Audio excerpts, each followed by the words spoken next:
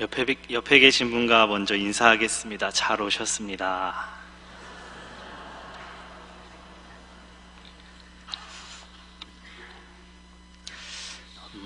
매주 토요일 오후 5시에는 우리 교회 중고등부에 기도회가 있습니다.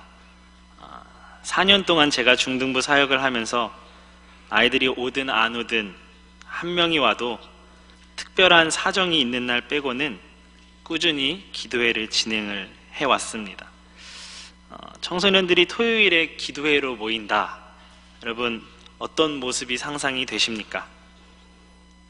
상상하시는 그 모습은 상상해 두시기를 바랍니다. 모이면 먼저 찬양을 합니다. 찬양을 하고 기도 제목을 나누기에 앞서서 한 주간 어떻게 살아왔는지, 특별한 일은 없었는지, 좋아하던 그 친구와는 어떻게 되었는지, 부모님하고 또 학교 선생님하고는 어땠는지 이런저런 이야기들을 나눕니다. 그렇게 자신의 한 주간의 삶을 이야기하는 시간을 가지면서 저 스스로 깨달은 한 가지는 분주하고 바쁘게 살아가는 우리가 하루를 정리하는 일, 또 한 주간을 어떻게 보냈는지를 정리하고 생각해 보는 일을 잘 하고 있지 못하다라는 것이죠. 그 자리에서 저도 제 차례가 오면은 내가 한 주 동안 뭘 했지? 뭐 하며 살았지? 생각하면 막상 생각이 잘 안 날 때가 있더라는 것이죠. 여러분은 어떠십니까? 똑같이 물어볼까요? 한 주간 어떻게 지내셨습니까?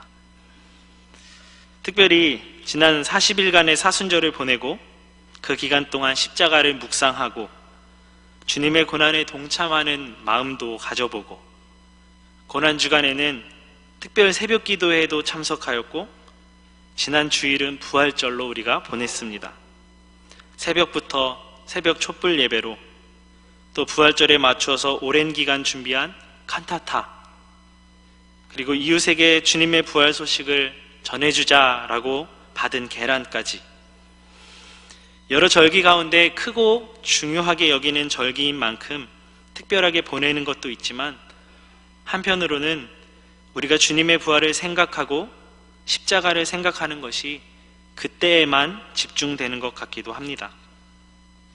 이제 시작되는 한 주, 바쁜 삶 속에 또 한 주가 정리할 겨를도 없이 빠르게 흘러가겠지만 우리 삶에 함께 하시는 주님을 묵상할 수 있는 그런 한 주가 되시기를 축복합니다. 의심이라는 단어를 아시죠? 사전적 의미는 이렇습니다. 확실히 알 수 없어서 믿지 못하는 마음.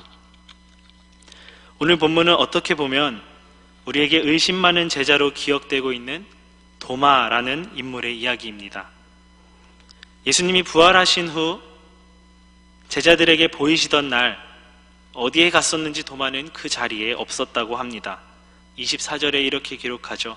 12 제자 중에 하나로서 디두모라 불리는 도마는 예수께서 오셨을 때에 함께 있지 아니한지라. 자신의 눈으로 보지 못한 도마는 제자들이 주님을 보았다라는 말을 믿지 못했습니다. 앞서 의심이라는 단어의 의미대로 그에게는 확실히 알 수 있는 그 어떤 것도 없었기 때문에 믿지 못한다는 것이죠. 도마는 다른 제자들에게 이렇게 이야기합니다. 다른 제자들이 그에게 이르되 우리가 주를 보았노라 하니 도마가 이르되 내가 그의 손에 못자국을 보며 내 손가락을 그 못자국에 넣으며 내 손을 그 옆구리에 넣어보지 않고는 믿지 아니하겠노라 하니라. 성도님들은 도마의 말에 어떤 마음이 드십니까? 저런 믿음 없는 쯧쯧. 저는 도마에 믿지 못하는 이 모습이 충분히 그럴 수 있겠다라고 생각이 됩니다. 왜냐하면 그가 생각하기에 확실한 것은 예수님이 붙잡히셨고 십자가에 달려 죽으셨다는 것 뿐이었기 때문입니다. 그래서 내가 못자국을 봐야 하고 옆구리에 손을 넣어보지 않고는 믿을 수 없다고 말을 하는 것이죠. 이러한 근거를 가진 믿음, 보이는 것을, 증거를 찾는 믿음이 과연 나쁘고 어리석고 믿음 없는 불신앙이라고 할 수 있을까요? 오히려 어떻게 보면 합리적인 믿음이 아닐까 생각도 해볼 수 있겠다 싶습니다. 영어 속담 가운데 이런 속담이 있다고 합니다. 진정한 믿음을 얻으려면 모든 것을 의심하라. 근거 없는 맹목적인 믿음에 대한 경계를 하는 것이고, 당연히 여겨지던 것을 다시 한번 확인하여서 확실한 근거가 있는 믿음, 그것이 진정한 믿음이라는 의미를 담고 있는 속담이지요. 마치 이 속담은 도마를 지지하는 속담 같아 보입니다. 그렇다면 이제 도마가 정말로 믿음을 갖기 위해서는 한 가지 조건이 필요하죠. 부활하신 예수님을 직접 만나는 것입니다. 26절에 여드레를 지나서 제자들이 다시 집 안에 있을 때에 도마도 함께 있고, 8일이 지난 후 이번에는 도마가 제자들과 함께 있었습니다. 그런데 이 구절에서 한 가지 이상하게 느껴지는 것은, 다시 그 집 안에 있을 때 도마도 함께 있었고 다시 문들이 닫혔었다라는 것입니다. 이게 왜 이상한 것이냐면은, 오늘 본문 바로 앞에 단락 19절에서부터 보면 이렇게 기록하고 있습니다. 이날 곧 안식 후 첫날 저녁 때에 제자들이 유대인들을 두려워하여 모인 곳에 문들을 닫았더니 예수께서 오사 가운데 서서 이르시되 너희에게 평강이 있을지어다. 유대인들을 두려워하여서 자신들이 모인 곳에 문을 닫았던 그 모습과 똑같이 8일이 지난 후에도 제자들은 모였을 때의 문을 닫았다는 것이죠. 첫 번째, 두려워서 문을 닫고 모여있던 그 제자들에게 예수님이 찾아오셔서 평강이 있을지어다 그렇게 말씀하셨음에도 여전히 그들은 문을 닫고 있었다라는 것입니다. 두 번이나 20절, 21절에 보면은 이 말씀을 하시고 손과 옆구리를 보이시니 제자들이 주를 보고 기뻐하더라. 예수께서 또 이르시되 너희에게 평강이 있을지어다. 아버지께서 나를 보내신 것 같이 나도 너희를 보내노라. 두 번이나 너희에게 평강이 있을지어다 라고 말씀하신 주님의 그 말씀을 들었음에도 불구하고 8일이 지난 후에 다시 모인 제자들은 여전히 두려워서 문을 닫고 있었다라는 것이죠. 이미 도마를 제외한 제자들은 부활하신 예수님의 손과 옆구리를 본 사람들이었습니다. 어쩌면 그들은 확실한 근거가 있었음에도 믿지 않고 여전히 두려움에 사로잡혀 있는 모습인 것 같습니다. 다시 26절로 돌아와서 집안에 있을 때 도마도 함께 있고 문들이 닫혔는데 예수께서 오사 서서 이르시되 너희에게 평강이 있을지어다. 예수님은 여전히 두려움에 문 닫고 있는 제자들에게 오셔서 말씀하십니다. 너희에게 평강이 있을지어다. 두려워하지 말아라 라는 말씀이시죠.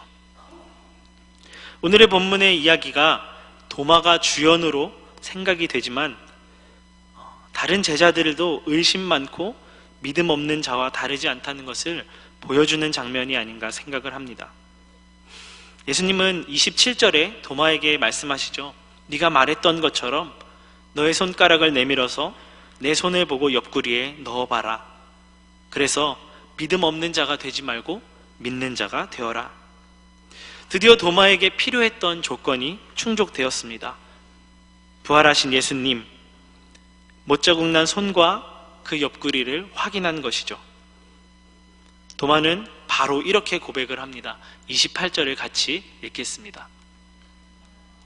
도마가 대답하여 이르되 나의 주님이시요 나의 하나님이시니이다. 아멘. 비로소 도마는 대단한 고백을 합니다. 이 고백은 예수님의 부활을 믿지 않고 부정했던 그 사람이 부활하신 예수님에 대한 증거를 한 것뿐만이 아니라 예수님이 곧 하나님이심을 분명하게 증거한 고백입니다. 요한복음 1장 1절에서 3절에 이렇게 기록합니다. 태초에 말씀이 계시니라. 이 말씀이 하나님과 함께 계셨으니 이 말씀은 곧 하나님이시니라. 그가 태초에 하나님과 함께 계셨고 만물이 그로 말미암아 지은 바 되었으니 지은 것이 하나도 그가 없이는 된 것이 없느니라.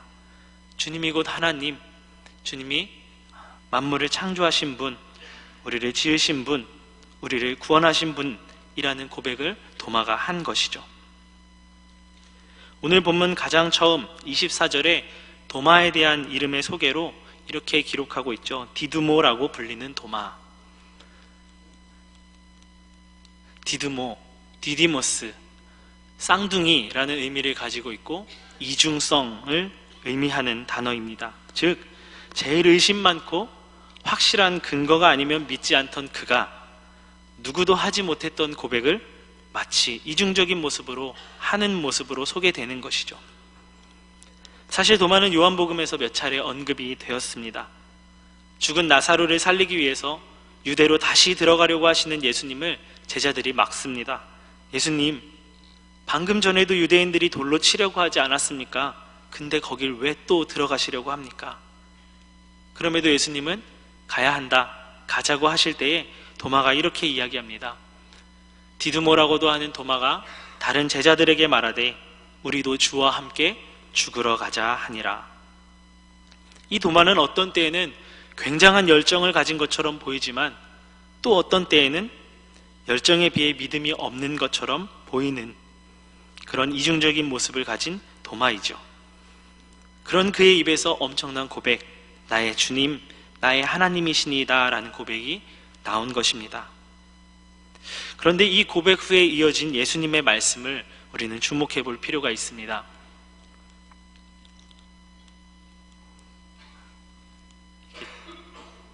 잘 제가 못하는 것 같아요. 29절 말씀을 같이 함께 읽겠습니다. 예수께서 이르시되 너는 나를 본고로 믿느냐? 보지 못하고 믿는 자들은 복되도다 하시니라. 너는 나를 보았기 때문에 믿니? 나를 보지 않고도 믿는 사람은 복이 있다.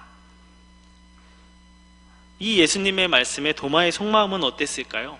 예수님이 답답하기만 했을 것 같아요. 예수님, 무슨 소리예요? 확실한 게 있어야 믿을 수 있는 거 아닙니까? 저는 이 예수님의 말씀을 묵상하면서 이렇게 들려졌습니다. 너의 눈에 보이는 현상, 기적을 통하여서 나를 믿니? 그러한 현상과 기적, 눈에 보이는 것들이 없이도 믿는 것이, 그런 믿는 사람이 복되도다. 저는 오늘 목사로서 첫 설교를 하고 있습니다. 떨릴까요? 안 떨릴까요? 제가 목회의 길을 걷겠다고 신학교에 입학하고는 많은 선배들이 저를 만날 때마다 이렇게 물어봤습니다. 너는 비전이 뭐냐? 무슨 사역에 마음이 있냐 등의 질문을 많이 받았습니다. 사실 어느 하나만 딱 하고 싶다는 마음, 그런 마음으로 목사가 되겠다고 한 것도 아니고 엄청난 설교가가 되겠다고, 부흥사가 되겠다고 결정한 것도 아닌 저에게 그 질문은 오히려 저를 많이 의기소침해지도록 하였습니다.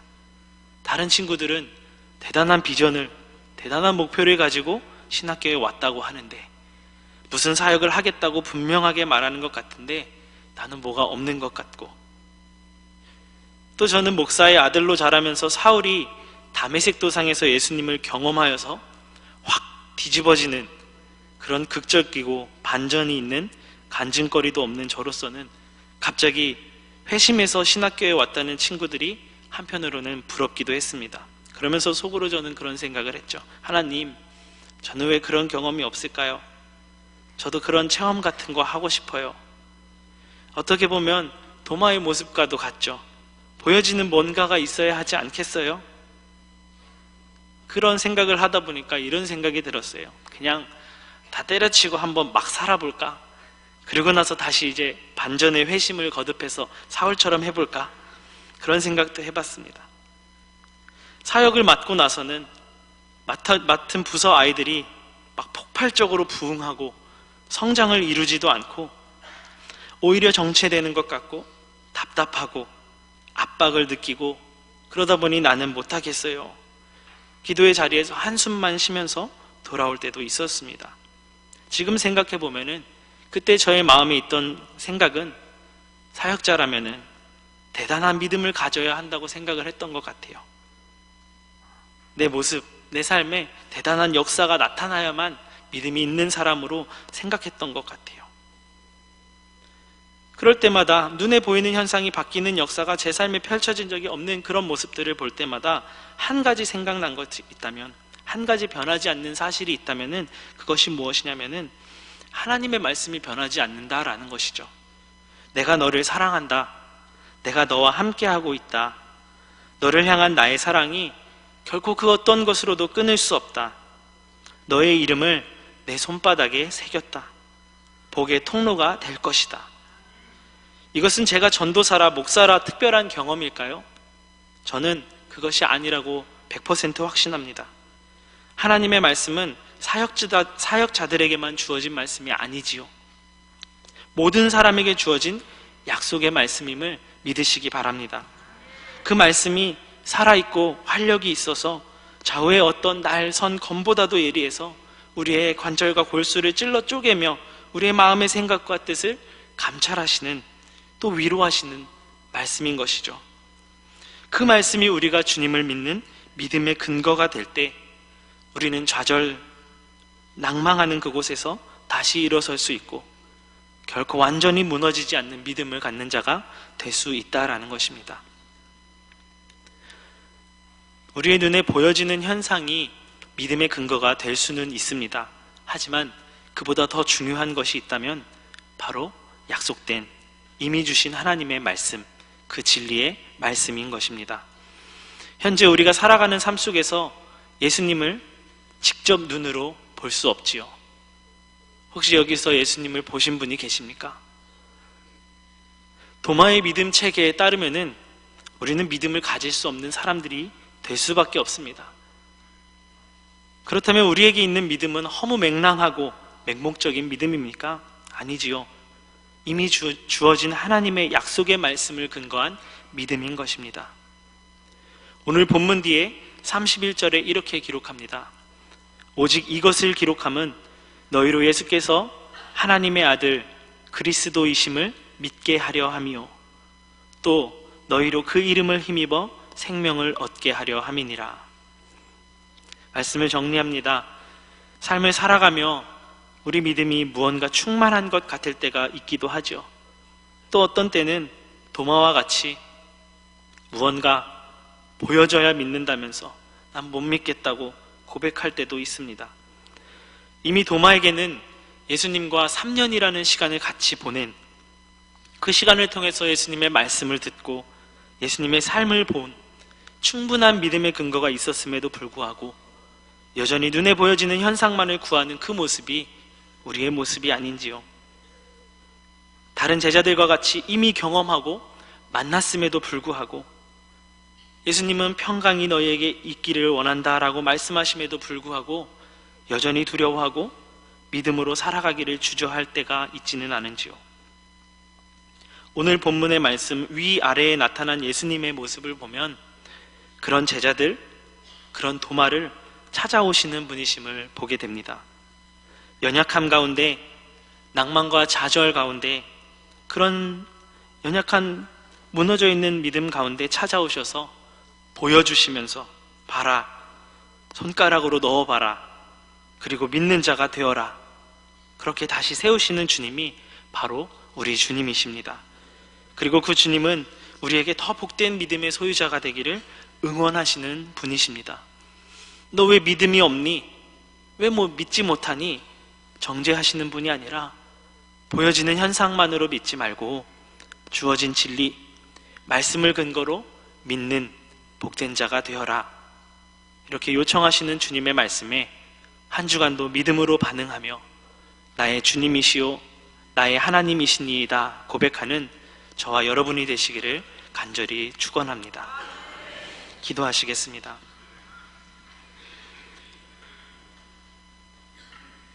사랑의 주님, 우리를 긍휼히 여겨주시고 연약한 믿음을 다시 일으키시며 진리에 근거한 믿음으로 세우시는 은혜에 감사합니다. 나의 주님, 나의 하나님이시오. 도마의 고백이 진정한 우리의 고백으로 드려지는 아름다운 믿음의 삶이 되게 하옵소서. 때로는 연약하여서 넘어지기도 하고 낭망할 때에 우리 눈에 보이는 현상이 아닌 이미 약속하신 주님의 말씀을 붙잡고 믿음으로 승리하는 삶이 되게 하옵소서. 감사하오며 예수 그리스도의 이름으로 기도하옵나이다.